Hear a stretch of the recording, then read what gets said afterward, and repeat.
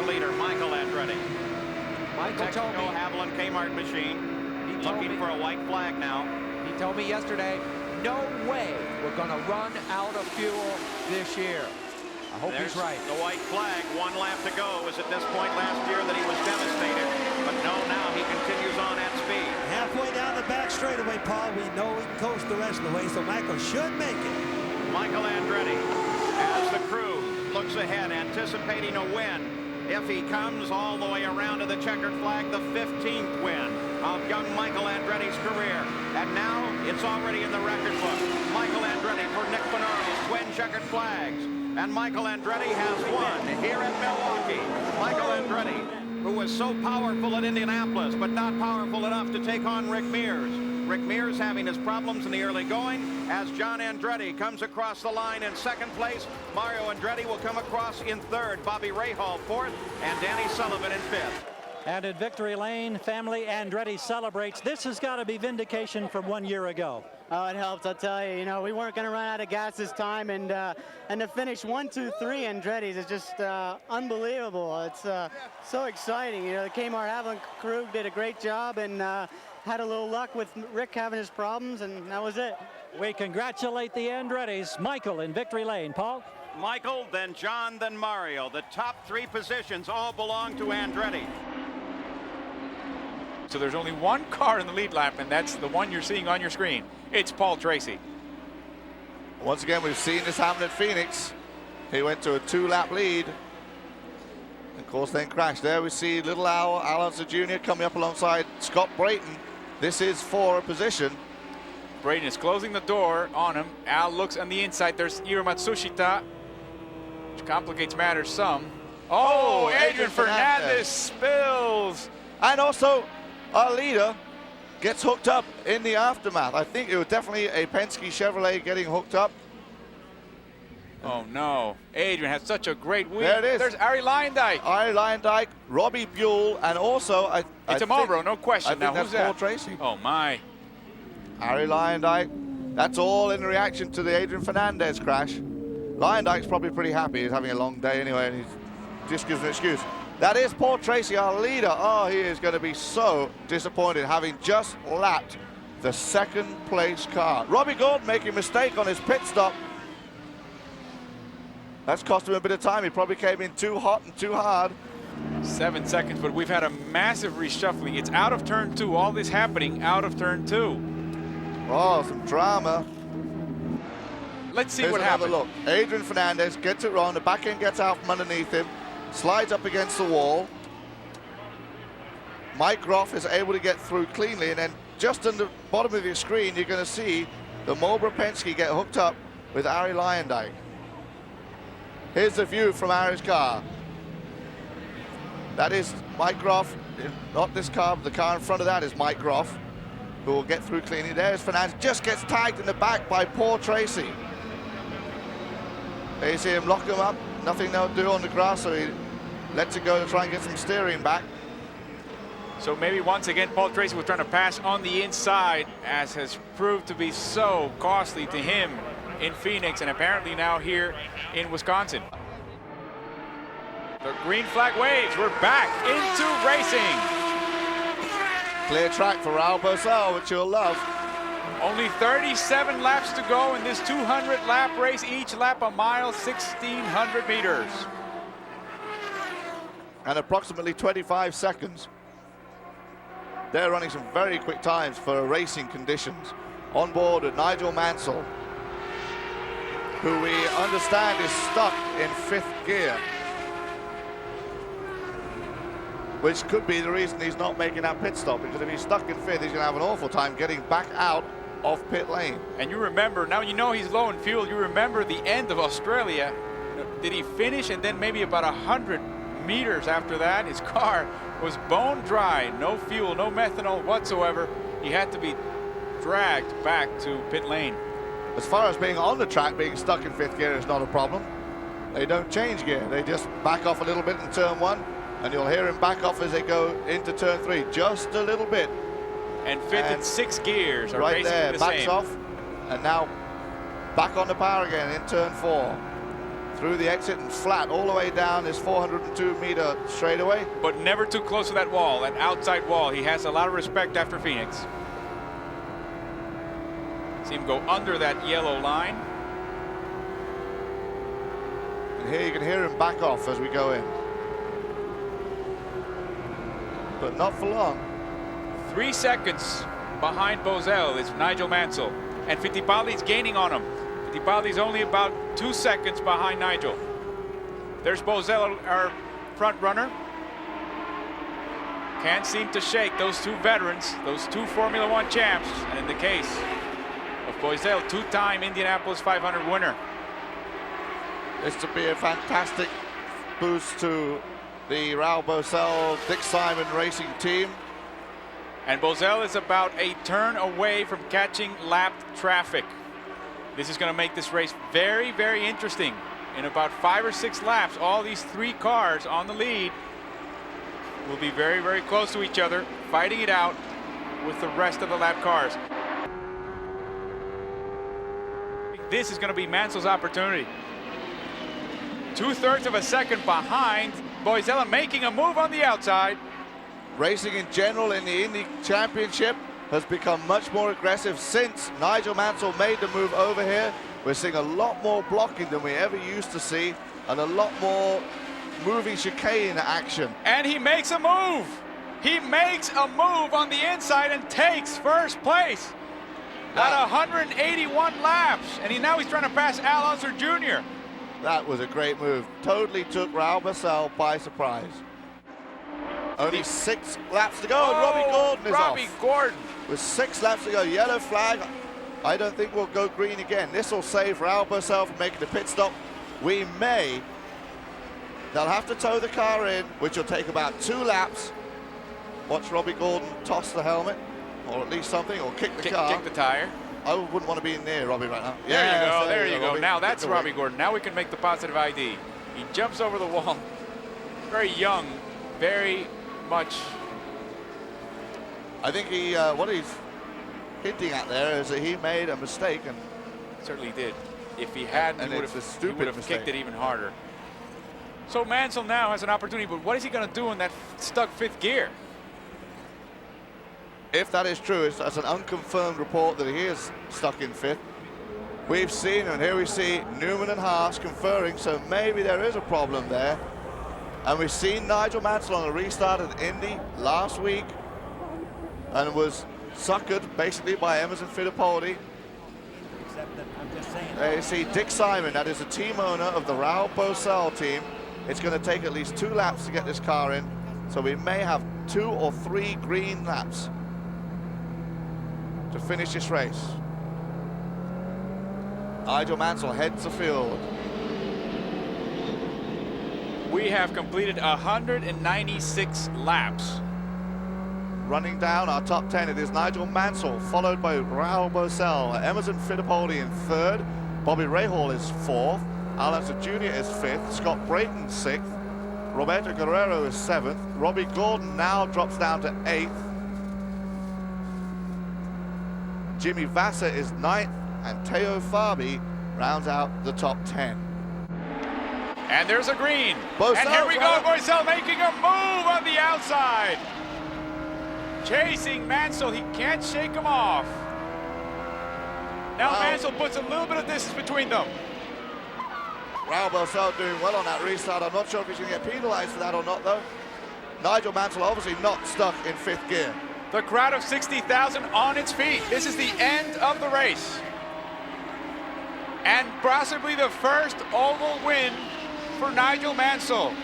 I don't think Raul Bozell is able to do anything about it. He had a good run, and now he's dropped back as we come around to complete lap 200. There's the white flag coming in. Nigel Mansell comes across finish line with the checkered flag. Arm up in the air. He is very happy with that. Raul Bozell finishing 2nd.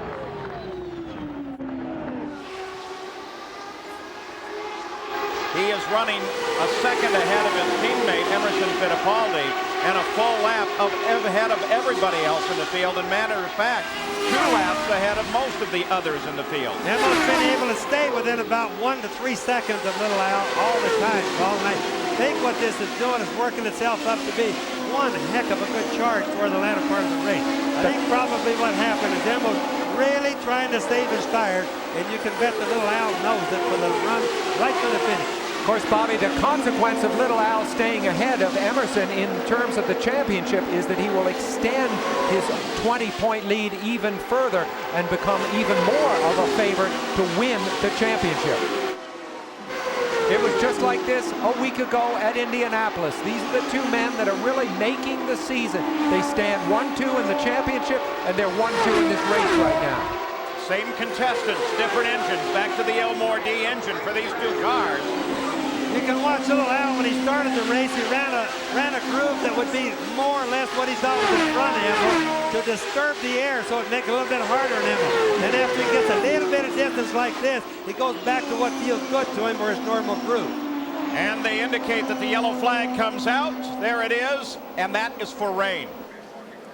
The way he won the Indianapolis 500 a week ago, and here it is today. They've decided they could not get the track to dry conditions within the remaining 8 laps, and so Al Unser Jr. has won 3 in a row. Last time anybody won 3 in a row was Michael Andretti in 1991 when he won Vancouver, Mid-Ohio, and then Elkhart. But Team Penske has done it once again, and for Team Penske, it's 4 in a row. And Phoenix, a 1, 2, 3 Long Beach, finish. Indianapolis, and here. And look at this, Sam. Line abreast, finishing 1, 2, 3. We have not seen this for many, many years. It's an incredible, historic moment. Look at that. They need to stick their chest out now because, like you said, Sam, you don't see that very often. That Penske has to be about the proudest guy that I could ever imagine.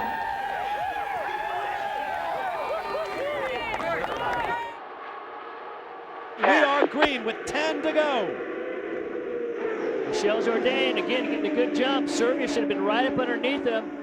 And Carpentier is coming up on Serbia. Manning, Tagliani.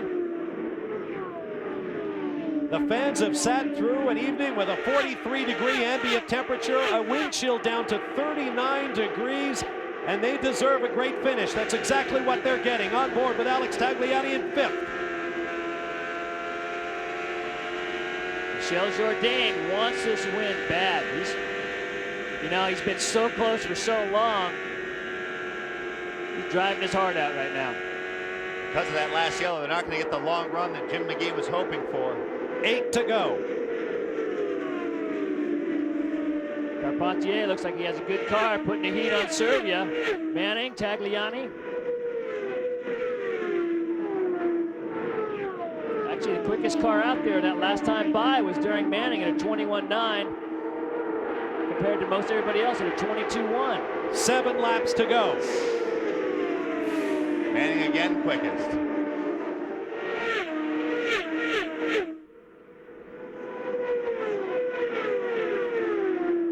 Manning turns 3, 4 onto the front straight. 6 laps remaining. No change in the order. Everybody's settling in. 21.9, 21.9, 22.0. Carpentier right there on the heels of Serbia. Darren Manning doing a terrific job with the Reynard. 5 laps remaining. A 22-second lap is about 169 miles an hour in average speed.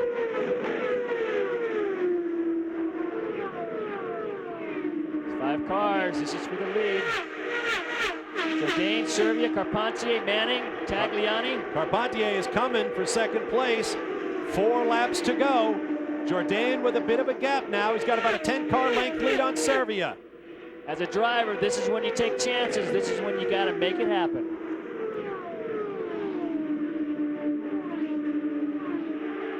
Carpentier's trying to figure some line, any way he can try to get some sort of run on Serbia. 3 laps to go. Traffic is usually one of the things that can start off a chain reaction, give you a shot to get up alongside someone, but they are going to have clear sailing. No traffic in sight. The next car they might come upon, 2 laps remaining. Walter Salas is on the middle of the backstretch as Michel Jourdain Jr. is in the middle of turns 1 and 2. Bobby Rahal cannot bear to look. Next time by, the white flag. 1 lap to a career fiesta for Michel Jourdain, but these pursuers are drawing closer. These guys are right on top of each other. Michel, a little bit advantage, but not much. Servia, Patrick Carpentier, Manning, Tagliani. Servia's coming. The top 4 will be very close together at the finish.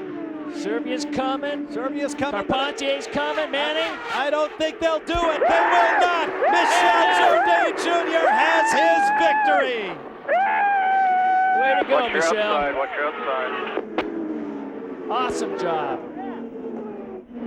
15th victory for Team Rahal, and the first after 126 career starts for Michel Jourdain. All right, we want you to come. Perfect, says the team. Oh my God. I mean, the 2 easiest races of my life. One is the saddest and the other one is the happiest. I can't believe it. You know, I almost started crying in the car. You know, thinking of my dad, my mom. I love you. I miss them, you know.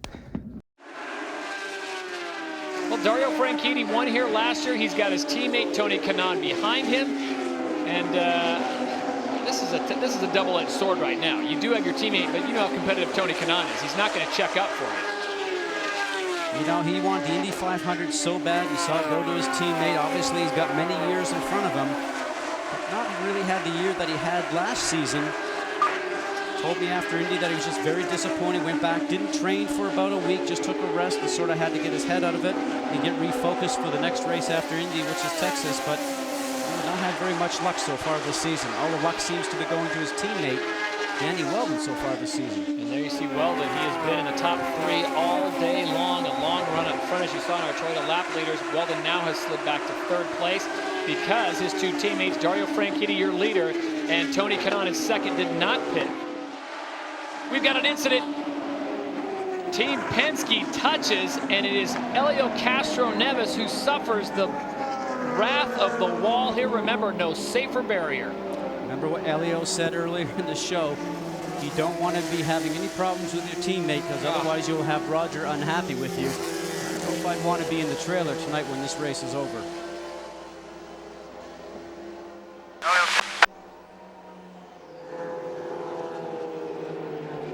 Well, that makes things a little sticky at the team dinner. Remember, Helio is 4th in the points championship right now, and Sam is 5th. Both those guys are really the only 2 that have had a shot at even catching the Andretti Green guys this year for the championship. Scott Sharp is in 6th and really having a dismal day. Both he and his teammate Rod Koski-Masura right now are actually running 11th and 12th. Quite a few laps down. You know, it's one thing, Scott, to get tangled up with someone else, but with your teammate. And we've heard Roger say this before, whatever you do, let the best man win, but don't take each other out. Here it is at full speed. A good look down the inside, both looking for the same piece of real estate, as we say. And what ends up happening is the 6th car on the inside with Sam Hornish starts to get a little bit of understeer, starts to move up the road, and just gets into the left-hand wheels of the 3 of Helio Castroneves. It's just interesting to see that not one of them wanted to give much room, but remember, they're still doing that at 150 or 55 miles an hour going into that turn, Todd. Green flag is out. Dario Franchitti leads them through, and Sam Hornish Jr. once again goes to the inside. This time, he does not have a teammate on the outside as Dan Weldon, and Weldon able to hold his line. So it's Andretti Green going 1, 2, and 3 with Franchitti, Kanaan, and Weldon. The best time to pass the cars in front on the restart. There is no doubt about that. Sam got a great run off of 4. Almost got it done, but Wow, Danny Weldon keeping his foot on all the way around the outside. What a great run that was. Confidence in the Honda, confidence in the Firestones. Dan Weldon maintaining third place. But remember, Dario Franchitti and Tony Kanaan have not pitted since lap 130. They rolled the dice. They are trying to go the whole way on their Firestones and the fuel load they got at 130.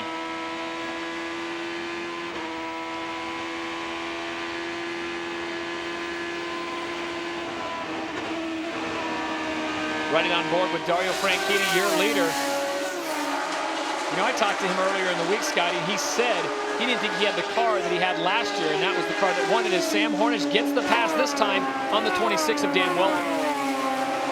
Well, Sam was trying that move on the inside going into one with Castro Neves. I think he's got a strong race car, and he knows that he can't let these guys start to walk away and put a little space in between him and the lead. So Elio Castroneves will strap back in. You heard Tim Cindric tell Vince Welch they're going to try to get some laps. And Sky, this is a great move on their part. Have to do it. Points are so important. We mentioned that a moment ago. Thought that he might get out. Just try and start to get out there and run some laps down and collect some points towards the championship. I correct myself. That was Dr. Jerry Punch that was talking to Tim Cindric moments ago, who gave us that update. And a new fast lap. You got to be kidding me, Scott. You thought at the end of the day these guys would start slowing it down, but with 25 laps to go, things are heating up in Milwaukee. Can Hornish get past Kanaan? See, right now Kanaan's going deep and then tries to do the inside. Inside, go inside, inside, inside.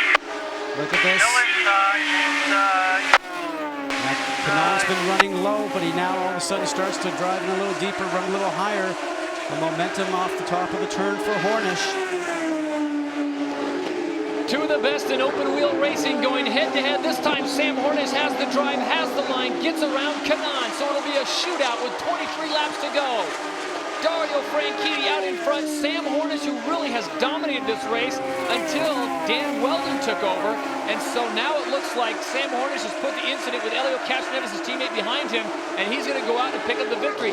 And the best thing possible, Scott, is if he could get the win for Team Penske. As we take a look at our Toyota lap leaders, Sam Hornish Jr. with 112, Weldon with 58, and Dario Franchitti with quite possibly the most important 36, as he is our leader right now. Sam Hornish Jr. has tucked into second place as we check in with Vince Welch. Kyle Moyer, we're still checking with the fuel. He's talking with Dario Franchitti here on the radio.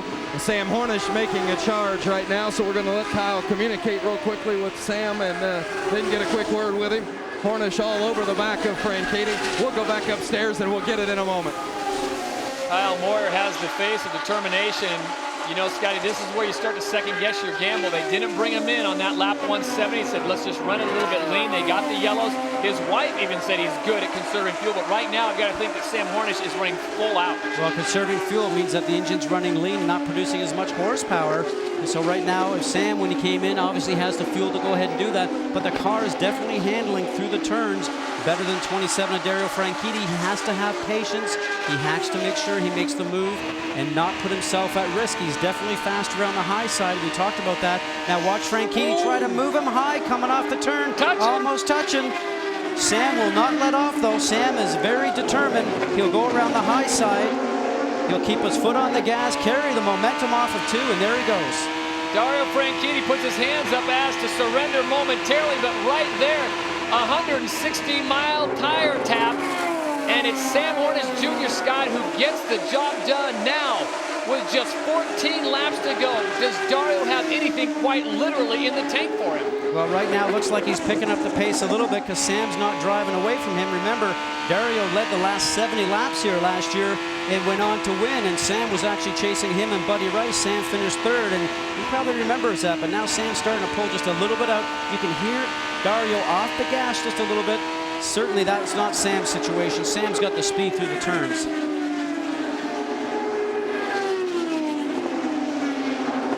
Whoa, look at that wiggle right there. A little bit high by Hornish, and that's going to cost him. Is there, question is there a puncture on that right rear tire, or did he just get high? He's slowing down, and here comes Tony Kanaan, Dario Franchitti's teammate.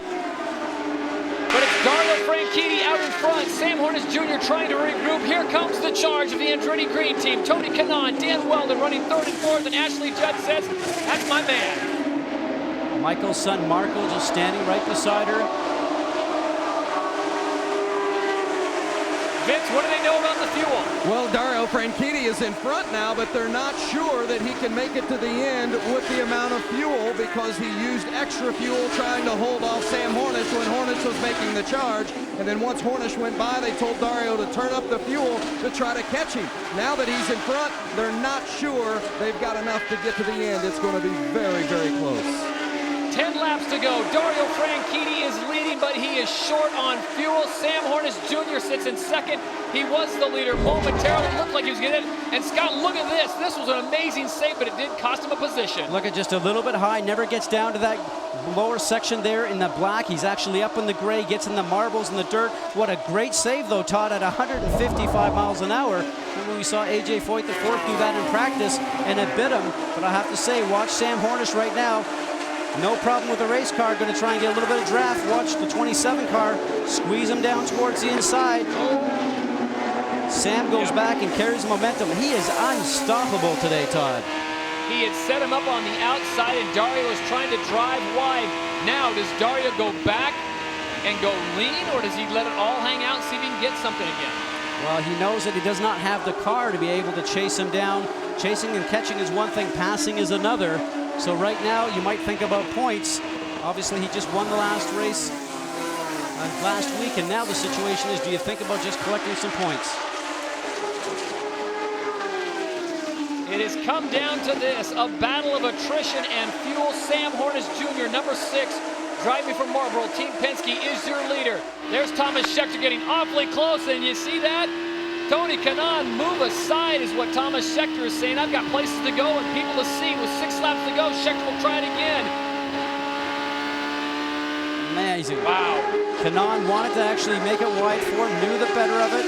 Kanaan's going to have a look on the inside. Now, Todd, you know what worries me about this right now is that this aggression that all these guys have on a track like this, a 1-mile track at 150 miles an hour, consequences, yes, but now if you take this grudge going into Michigan next week when we run on ABC at 225 miles an hour with that 2-mile high bank track, that's not a place to carry grudges into the next race.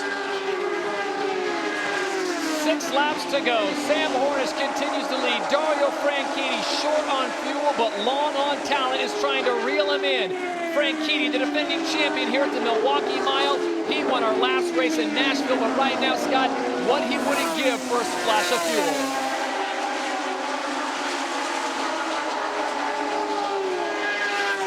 The emotions on his team, the emotion with his wife, Ashley Judd, we saw. The late is when he went back and took the lead. But probably they know the truth of how much fuel is on board and what exactly could happen here. 38, Franchitti 14. Talk about guts. Sam Hornish Jr. did not take tires on that last pit. He has a lot of faith in those Firestones, and to get up in the gray and the dirt, Scott, like he did, and still be able to hold the foot all the way down in the corners, that is amazing. 3 laps to go in Milwaukee. Sam Hornish leads. Dario Franchitti sits in second. It's a 2-man shootout.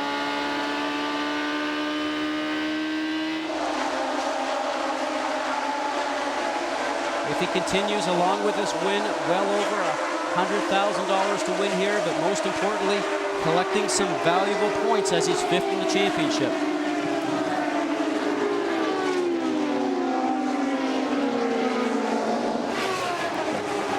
There's Crystal Hornish, Sam's wife, looking on. It's the battle of the lives today. Who's more nervous?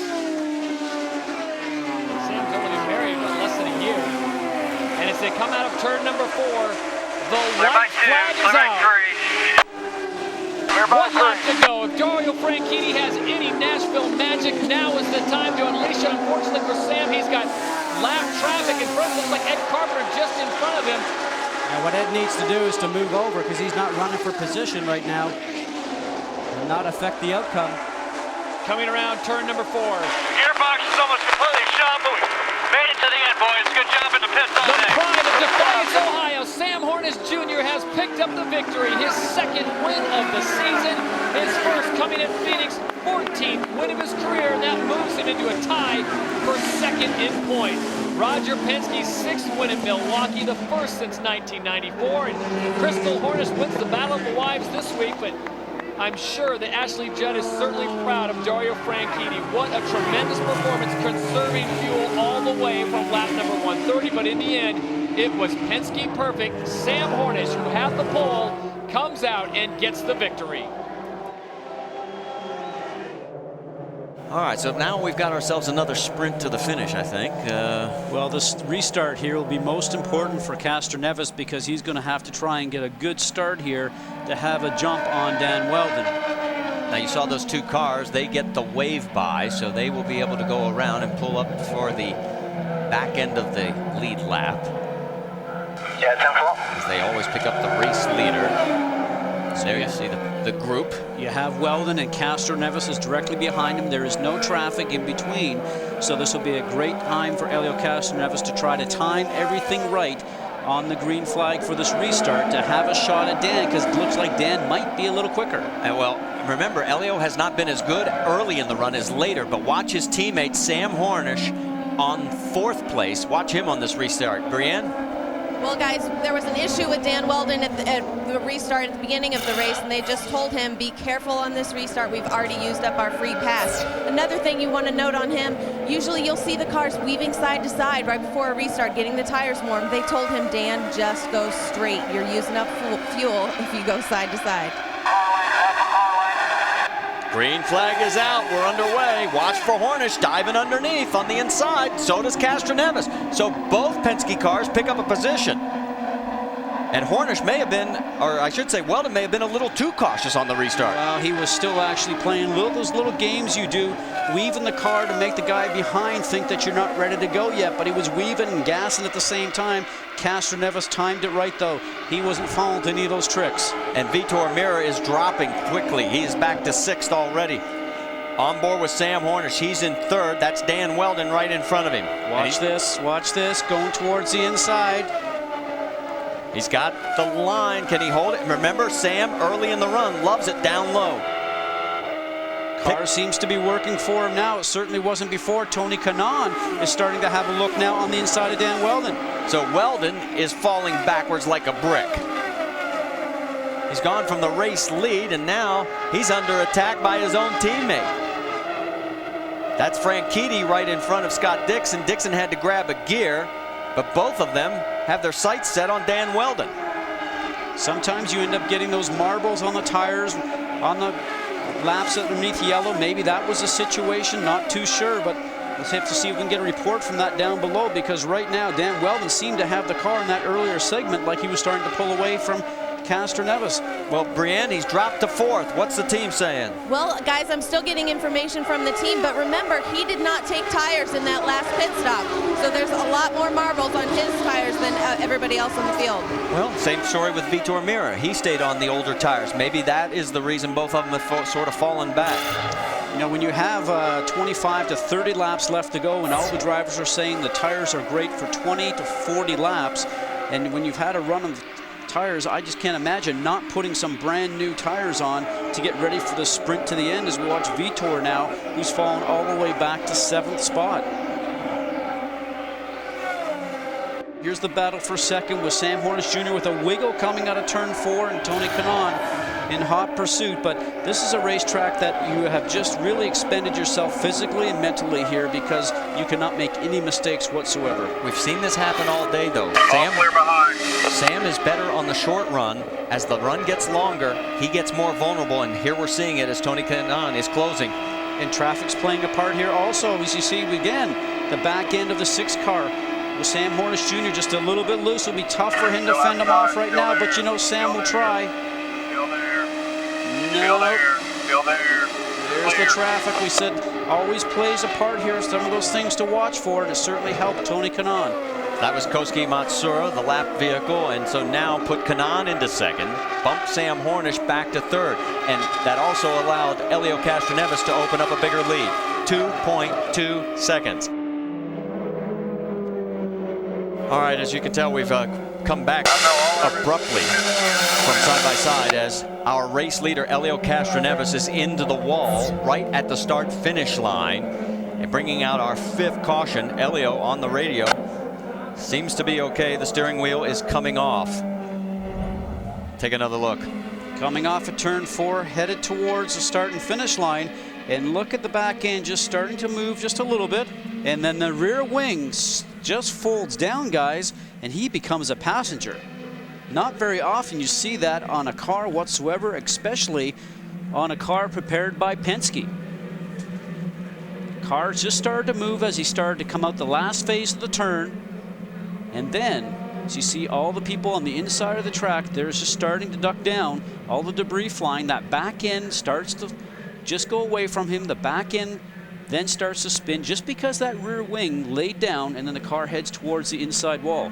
And you know, you think about it, here's a points championship. He's the guy that just said yesterday as we watch another replay that, you know something, I want to make sure I get points championship. I'm thinking about the year-end points title, and when he was running in first here, he would have left here if he had won, winning or leading the points championship.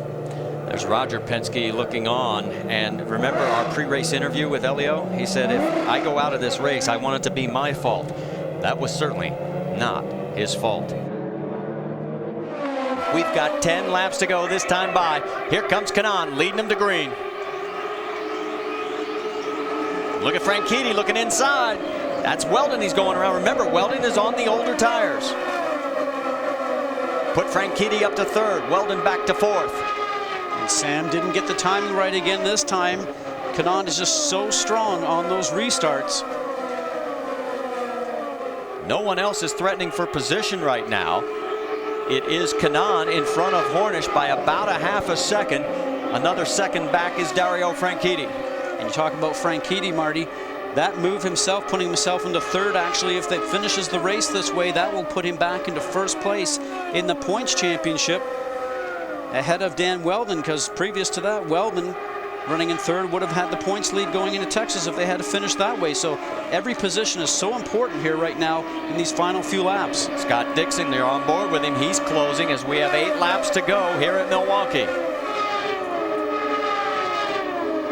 No matter how this finishes, this has been a better run for the Ganassi team this year at Milwaukee than it was last year. They were never a factor in this race last year. Uh-oh, and Hornish, he's got a problem. What's going on, Brienne? Well, guys, apparently what happened to his teammate Elio is happening to Sam. His rear wing is about to go. They're bringing him in right now. You can Coming see outside, he's outside. It He's is outside. askew. And it is about to fold. You could see the bracket from the tail away shot. Yeah, but he's thinking points right now. That was one of the things we were talking about in what to watch for. Points championship. He's probably being told about his wing. He's slowing the pace down right now and hoping that he can get to the end. Man, if this thing collapses, we've got 6 laps to go here. If this collapses, you know what's going to happen. You've already seen it once. Talk about bravery right now. He sees what happened to his teammate, and I'm sure this team's told him, just get yourself in here. All right, let's go back up front. Tony Kanaan in front of Dario Franchitti. Can Franchitti do the double, win at Indy, and then the very next race? There is Dario. Franchitti about 3 seconds back. I don't think he's got enough laps with 4 to go. He's a good driver, but I don't think he's that good. Well, that's a lot of ground to make up, but right now. He just came out of the pit. That's Hornish up there. And that's great information because they know Hornish has a problem with the car. They went in and inspected the car, told him he could probably get back out. But everybody will be aware of that through their spotters, telling him, you know something, just watch out for Hornish. You don't want to be around him in case that wing breaks. Might take you out of the race also at the same time. And Sam Hornish has come back out onto the track, and he is a lap down, so he is in between the race leaders, the teammates of Tony Kanaan and Dario Franchitti. 3 laps to go, and the lead is down to 2.7 seconds. There is your man of the hour, though, Tony Kanaan. It could be. Remember, he won back at Motegi. If he wins here, it will be his 2nd win this season. And if you remember, his second consecutive win here at Milwaukee. Here comes the white flag. 1 lap to go for Tony Kanaan here at the Milwaukee Mile. It'll be the 26th series win for Andretti Green Racing. That's the most of the teams. Team Penske is second with 24. Here comes Tony through turns 3 and 4. He'll take the checkered flag for his 9th win of the year. Let's listen in.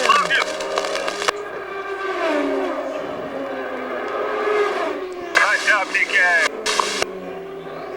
Dario Franchitti finishes second, Dan Weldon third, Scott Dixon fourth, Vitor Meira with a great run to come in fifth, Scott Sharp sixth, Ed Carpenter seventh, and Danica Patrick comes back to finish eighth after being a lap down.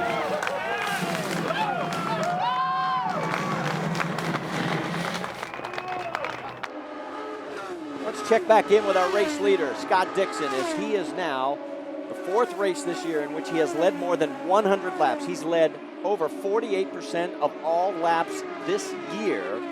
And here we are in race number 6 of 2008. Right now his lead over Ryan Briscoe is 1.4 seconds. And we talked about it, the car is on a rail, but here comes Briscoe as he is trying to whittle into that lead. Briscoe's been turning laps faster than Scott Dixon for about the last 4 or 5. Dixon's about 156 and Ryan Briscoe's turning 158.3, so definitely the car is working well for him on the long run. Vince, you've got more? Well, and also while others are fighting for position back in the field, Scott Dixon has been in a bit of a fuel conservation mode. Mike Hall telling him to make sure and get as many laps as he can out of this tank of fuel. They know they're going to have to stop for a splash, but if you can conserve fuel during this stint, it's going to take a less amount of time to get that splash of fuel because you're going to need less fuel to get to the finish. So that's what Dixon is thinking now. Maybe going to turn it up a bit as Ryan Briscoe starts to pressure. But Dixon trying to follow up his win at Indianapolis with a victory here today at Milwaukee. Still feeling a bit relieved, if nothing else, that he finally got that win at Indy.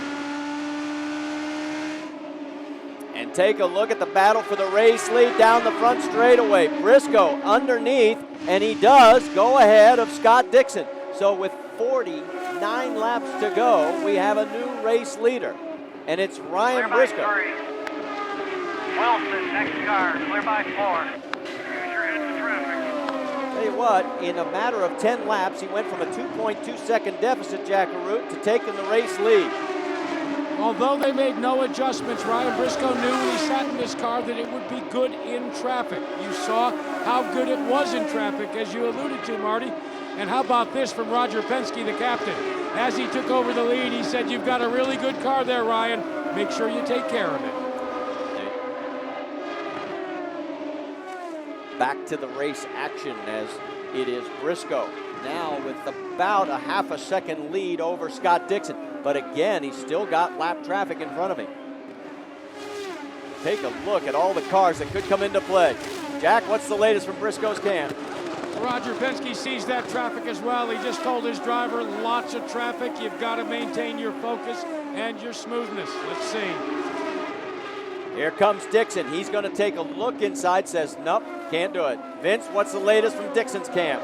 Mike Hull being very calm as he just gives Scott the number of laps remaining, but it's his spotter, Packy Wheeler, that's really communicating with Dixon the most, alerting Dixon to the traffic ahead of Briscoe, getting him prepared for the opportunity to make the move by knowing which drivers the leader is having to deal with. This is rush hour at 150 miles an hour and down into turn 3. Briscoe gets underneath and around Hideki Muto, and Muto quickly lets Dixon come through as well. Dixon's going to try the high side. Briscoe goes low. Briscoe will hold on to the position through 1 and 2. So Dixon almost had a run on him, and Briscoe made the move to the inside. Now here comes Dixon again. Down into 3. This time by it'll be 4 laps to go here at Milwaukee.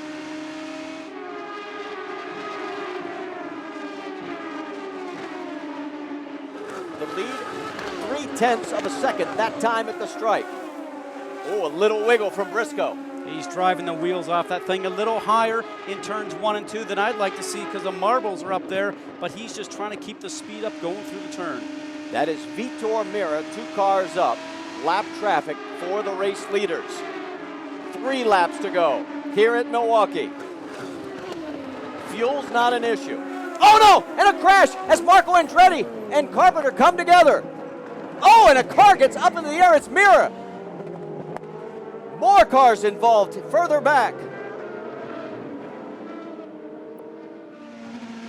And was Ryan Briscoe ever lucky to get through that? So Briscoe and Scott Dixon make it through the carnage with 3 laps remaining. There is Vitor Mira's car, the second time that car has been crashed this weekend. Our pole sitter Marco Andretti right behind him. And there is Ed Carpenter. Tough break for Ed. Ed was running 8th. Pace car is out. It's a ton of debris on the race course, but with 2 laps left to go, the most important thing is not to drive over anything, to get a flat tire at this point. So for Ryan Briscoe, who had his hands full with a hard-charging Scott Dixon, Mike Hall calling the shots for one camp, Roger Penske the other. And here comes the white flag and the yellow. This race will end under the caution. So Ryan Briscoe will win this event and become the 15th driver to win an IndyCar race for Roger Penske. He joins a list that includes Sam Hornish, Elio Castroneves, the likes of Mark Donohue, Mario Andretti, Rick Mears, Al, Bobby, and Al Unser Jr., Danny Sullivan, Gilles de Ferran. Pretty exclusive club to be a member. And there is Marco Andretti with what is left of his pole-sitting car, as we thought it might be a day for the young guns of the IndyCar Series. But instead, as he comes out of turn number 4, it is redemption for Ryan Briscoe. A week after crashing with Danica Patrick, he will take the checkered flag and win here at the Milwaukee Mile with Scott Dixon close behind in second.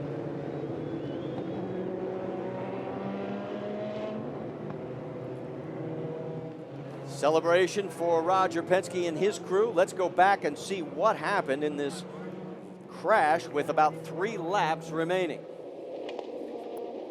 Going into the corner, Marco on the low side, just drifts up just a little bit, catches Ed Carpenter.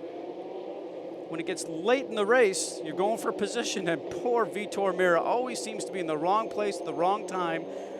But that is some luck for both drivers that nobody was seriously hurt. Now look at this view. Look at Vitor come up and over Marco. And then they just go parallel park on the wall beside each other.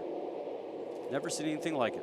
Okay, we're going on board with Vitor. Hold on, this is an e-ticket ride.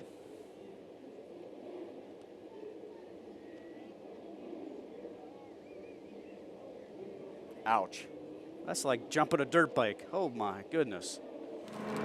Ryan Briscoe celebrating his very first win as a major open wheel racer and getting the hug from Roger Penske and Tim Cindric. It's the 300th major win for Roger Penske and Penske Racing, and Ryan gave congratulations and thanks to Penske on the radio afterwards. You see it's a little body surfing going on here in Victory Lane. On board with Ray Hall, 16 to go. And he'll get him here. Look at him dig through the middle of the corner. Strong. Montoya will battle back. Can't hold it.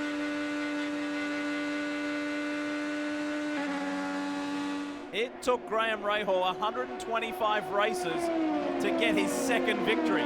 Could he possibly get back-to-back wins in just 2 weeks?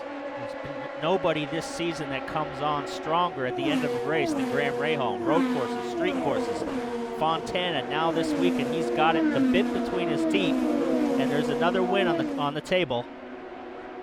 14 laps to go. Dixon on Newgarden now. Great move. Wow, it looks like Newgarden's car is definitely suffering something, isn't it? And guys, Castroneves is catching Bourdais. He's knocking off about 2/10 a lap. He's on the fresher tires, and he's coming. Remember, Helio Castroneves did not qualify and started last. The dancing man is doing some very fancy work here, and Bourdais in trouble. Yeah, Bourdais loose. Little loose, center off. Back on power. He's just got to keep the tires under him. Wow. Build the Whoa! We'll talk about loose. How about that? That's one way to keep a guy behind you, is take the air off the front of his car. Every lap that Helio Castroneves turns, he's setting a new fastest lap of the race. Now Bourdais got to rely on Jimmy's experience, his spotter's experience, as Graham Rahal's now coming.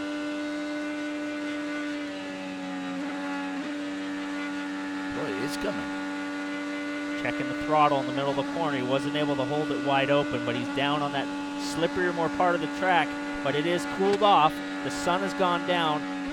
Oh, here he comes. Whoa!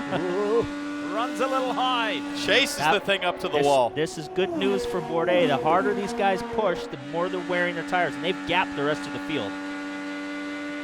10 laps to go. Can Sebastian Bourdais hang on? Can Helio Castroneves do anything, or the Fontana winner, Graham Rahal? Bourdais got to run the 10 best laps of his life here. Yeah, there's no pressure from behind whatsoever. That's a 5-second gap back there. These three are on their own. He handled the pressure from Helio Castroneves, and now with each lap as Castroneves is consumed with the Rahal challenge, the gap increases, now out to 1.6 seconds. Newgarden returning the favor on Dixon. Whoa. And through comes Kanaan as well. The Ganassi boys dueling it out. This is a fight for a top 5. And Newgarden got it. Now here comes Marco Andretti. So after putting on a surge, Dixon's now lost 3 positions in one lap. Loose on entry. See that, yeah, Townsend?